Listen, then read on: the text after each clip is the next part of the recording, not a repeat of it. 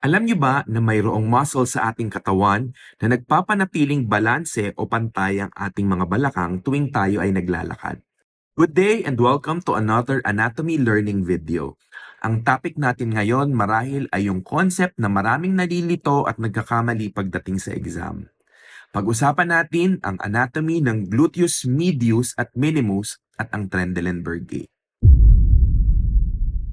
Ano nga ba ang gluteus medius at gluteus minimus muscles?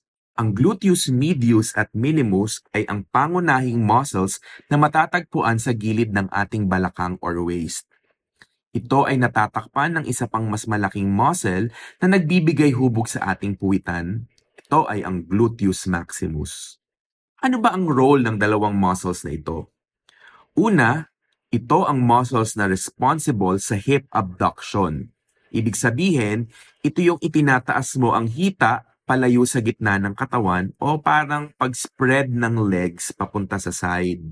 Ikalawa, sa tuwing naglalakad tayo, pinananatili ng mga muscles na ito na pantay ang ating pelvis o ang ating balakang. Mahalaga na pantay ang ating balakang tuwing tayo ay naglalakad upang una, mapanatiling balanse ang ating postura at ikalawa, hindi tayo madaling matumba. Ang gluteus medius at minimus ay pinapagana ng isang nerve. Ito ay ang superior gluteal nerve. Ito ay makikita at napapagitnaan ng dalawang muscles na ito. Kapag nasira o nagkaroon ng injury sa superior gluteal nerve, manghihina o mapaparalisa ang gluteus medius at minimus at ito ay magreresulta sa abnormal na paglalakad na tinatawag na Trendelenburg gait. Ano ang mangyayari kapag mahina ang dalawang gluteal muscles? Sa tuwing iaapak ang paa sa side kung saan paralisado ang dalawang muscle, ito ay magdudulot ng pagbagsak ng pelvis sa normal side.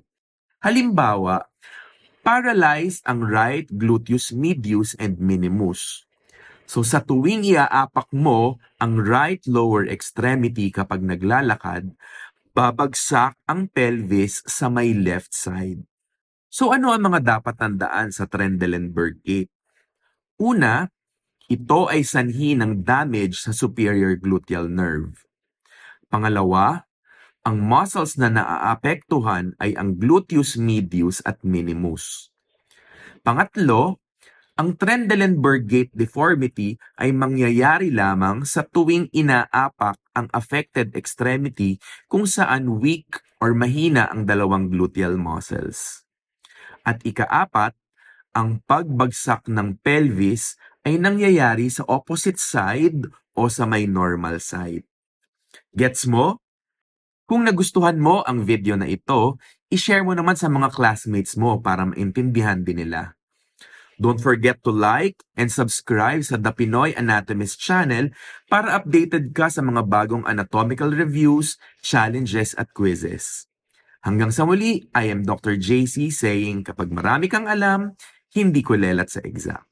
Goodbye!